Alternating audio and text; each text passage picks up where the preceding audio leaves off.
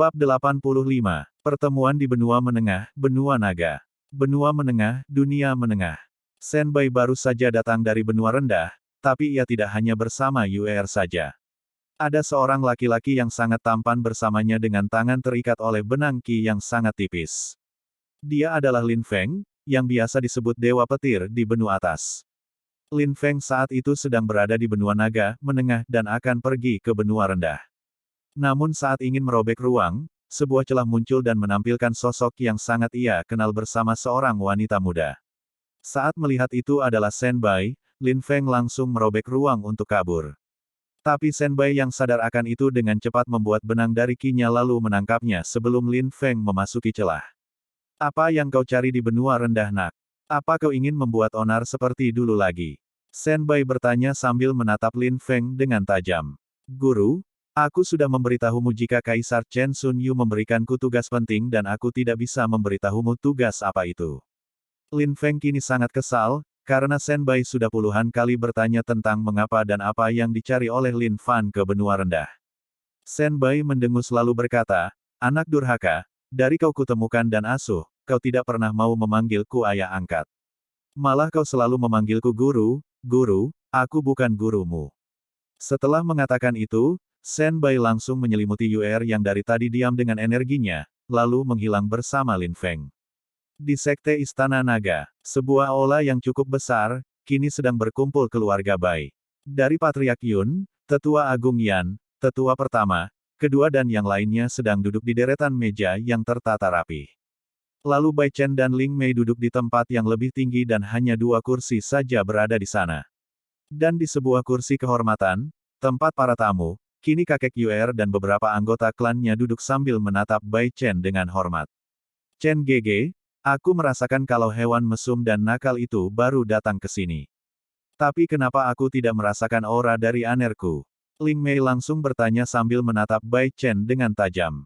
Karena ia telah diberitahu oleh Bai Chen jika Senbai datang ke sini pasti akan bersama Bai An dan para bawahannya. Keringat langsung mengalir di kening Bai Chen saat mendengar pertanyaan dingin Ling Mei. Memang benar, Bai Chen telah menyuruh Senbai ke sini untuk membawa cucu leluhur Sulang dan membawa Bai An juga jika masalah di benua rendah telah selesai. Tapi Bai Chen juga dapat merasakan jika ia merasakan Senbai datang hanya berdua saja, namun ada satu lagi aura yang ikut bersama Senbai dan kini sedang menuju ke sini. Kita akan bertanya kepadanya nanti, aku juga tidak mengetahui itu. Bai Chen terlihat sangat tenang saat menjawab pertanyaan Ling Mei. Namun dalam hatinya ia ketakutan karena memikirkan banyak kemungkinan apa yang akan dilakukan Ling Mei setelah ini. Tak lama kemudian, Senbai datang bersama Yuer dan Lin Feng. Saat sampai aula tersebut tanpa ada halangan, kini Yuer langsung menangis karena melihat sosok yang sangat ia sayangi dari kecil. Kakek, teriak Yuer langsung berlari tanpa memikirkan sekitar. Yuer langsung memeluk Sulang dengan tangis yang cukup pilu untuk didengar. Sulang yang kini sedang memeluk cucunya sambil mengelus kepalanya juga matanya berkaca-kaca. Karena tak enak, Sulang langsung meminta izin terlebih dulu pergi untuk berdua bersama Yuer. Bai Chen yang mengerti akan hal itu langsung mengizinkannya dan menyuruh tetua pertama mengantarkan tempat yang cocok untuk mereka berdua. Setelah kepergian Sulang dan Su Yue, Ling Mei yang dari tadi mencoba meredam pertanyaan-pertanyaan yang akan ditanya langsung menatap Senbai dengan tajam. Di mana putraku hewan nakal? Teriak Ling Mei, yang mana membuat Senbai langsung ingin mencoba kabur. Karena ia merasakan firasat yang buruk akan hal ini. Senbai tahu, jika ia menjawab juga itu akan percuma. Ling Mei tidak akan pernah mau percaya akan kata-katanya. Terang. Saat mencoba untuk kabur, Senbai menabrak sebuah penghalang yang terbuat dari energi perisai Ling Mei. Ingin melarikan diri, jangan harap. Suara dingin Ling Mei langsung membuat semua bulu leher dan badan Senbai berdiri. Ling Mei langsung membuat gerakan tangan yang cukup rumit, bahkan Bai Chen sekalipun tidak bisa membuatnya. Tangan Ling Mei bercahaya biru terang, segel yang Ling Mei buat langsung melesat ke dalam tubuh Senbai. Itu adalah sebuah segel untuk membuat orang tidak bisa mengeluarkan energi apapun dan mereka akan seperti manusia biasa. Ling Mei, dengar dulu penjelasanku, aku tidak kabur. Hanya aku ingin membawa gadis yang bersamaku tadi untuk menjelaskan semuanya. Wajah Senbai sangat jelek saat tubuhnya disegel. Ling Mei mendengus, ia tahu sebenarnya Shen Bai berencana untuk melarikan diri darinya. Namun perkataan terakhir Shen Bai membuatnya meredam amarahnya, karena itu ada benarnya. Bai Chen dan yang lainnya melihat kejadian itu. Mereka semua langsung merinding termasuk Lin Fang yang kini bergetar ketakutan. Walaupun ia tak tahu apa masalahnya, tapi ia juga datang bersama Shen Bai dan Yue. Tunggu leluhur Sulang dan gadis itu melepaskan rindunya, baru suruh ke sini. Ling Mei langsung memberi perintah, yang dijawab anggukan semua orang, termasuk orang-orang klan Su yang masih berada di sana.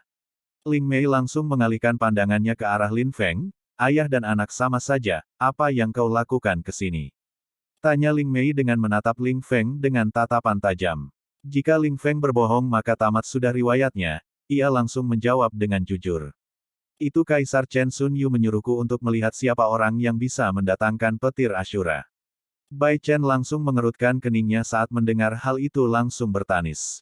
Untuk apa Sun Yu menyuruhmu melihatnya? Kaisar takut jika orang tersebut adalah musuh, apalagi jika orang tersebut adalah iblis. Hanya itu yang aku tahu leluhur Bai. Ling Feng dengan cepat menjawab dengan badan masih bergetar ketakutan. Lin Feng sebenarnya tidak takut jika langsung dibunuh, tapi ia pernah mendengar dari Kaisar Chen Sun Yu jangan pernah membuat leluhur Ling Mei marah, atau kau akan disiksa seumur hidupmu sehingga kau lebih baik memilih mati. Lin Feng sangat ingat peringatan tersebut. Yang kau cari adalah putraku yang sekarang masih berada di benua rendah. Jadi jangan mencarinya lagi, atau kau akan merasakan akibatnya. Ling Mei memberitahukan dan memberi ancaman kepada Lin Feng.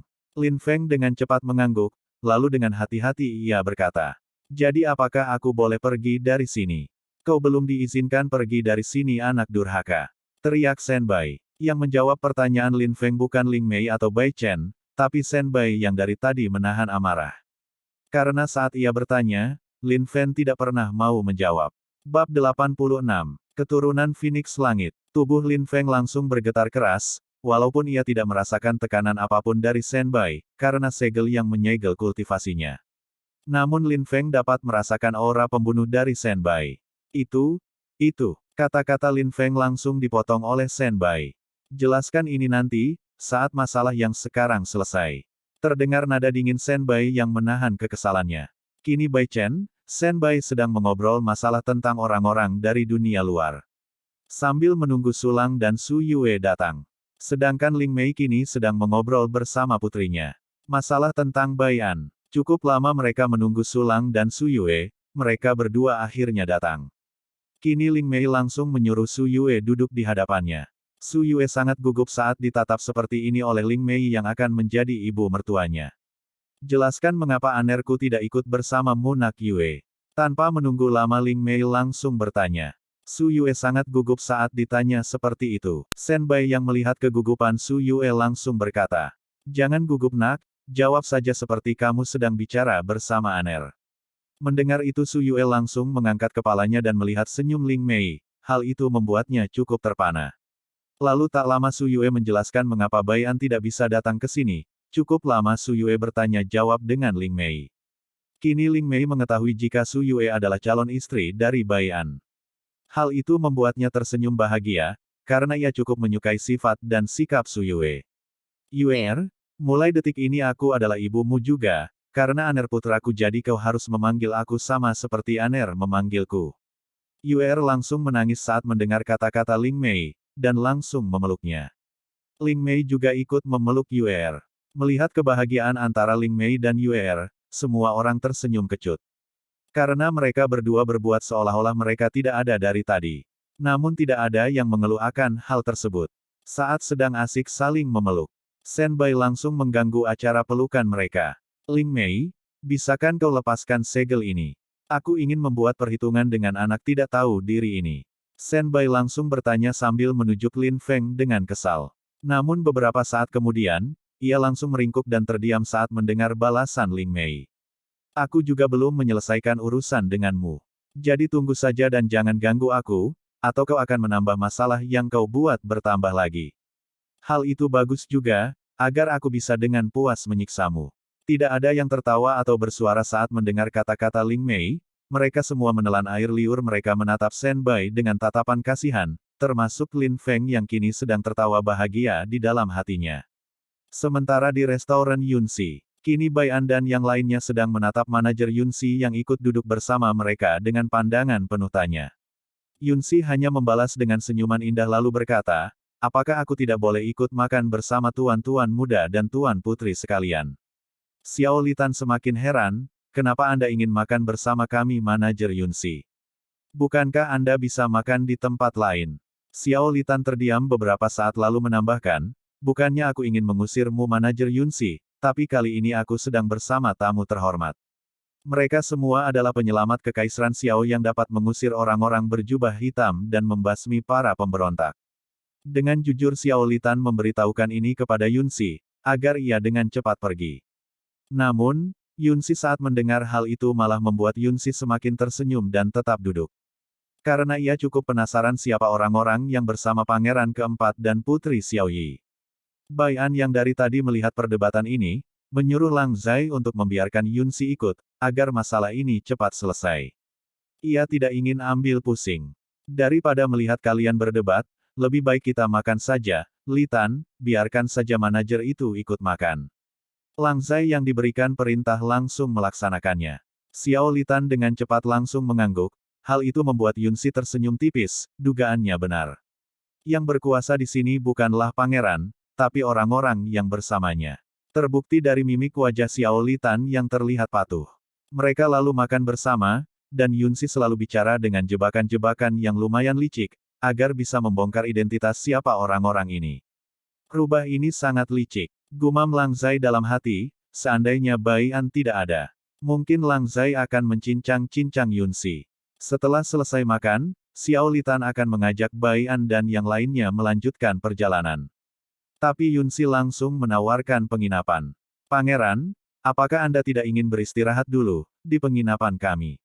Senyum Yunsi sungguh dapat memikat laki-laki yang lewat, namun tidak dengan Bai An dan yang lainnya. Apalagi Xiao Litan yang kini merasa jijik melihat kelakuan Yunsi. Tidak perlu, kami akan langsung melanjutkan perjalanan. Jika kau menghalang-halangi lagi, nyawamu akan langsung melayang tanpa tahu siapa yang akan membunuhmu. Lang Zai yang tidak tahan langsung menjawab dengan ancaman sambil mengeluarkan sedikit aura untuk menekan Yunsi.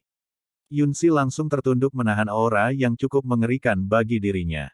Huek, dari mulut Yunsi keluar seteguk darah, kini senyum Yunsi telah hilang sepenuhnya, dan berganti dengan wajah yang terlihat memohon. Lang Zai hentikan, ia akan mati jika kau terus menekannya, ucap Bai An karena merasa Lang Zai terlalu berlebihan. Lang Zai langsung menarik auranya, sambil melirik Yunsi dengan tatapan tajam. Jika kau mengulangnya lagi, aku akan langsung membunuhmu. Bukannya menjawab, Yunsi langsung bersujud. Hal itu membuat orang-orang heran kecuali Lang Zai dan Bai An, karena mereka berdua dapat menebak hal ini saat pertama kali Yunsi ikut makan bersama mereka.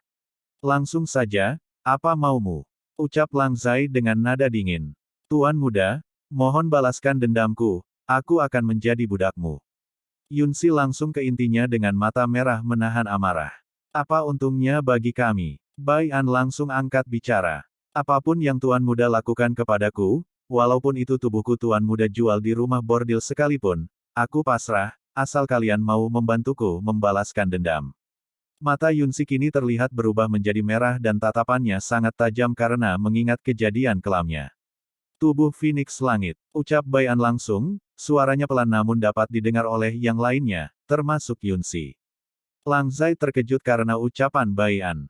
Berarti wanita ini salah satu keturunan dari Huang Feng, itulah yang dipikiran Lang Zai. Tahun muda, Lang Zai langsung angkat bicara melalui telepati, pikiran Lang Zai kini sama dengan Bai An. Bai An langsung mengangguk. Chen Tian dan Bai Luan yang mendengar itu agak terkejut, tapi mereka tidak mengerti apa maksud dari Bai An dan Lang Zai, jadi mereka akan menunggu penjelasan nanti. Bersambung.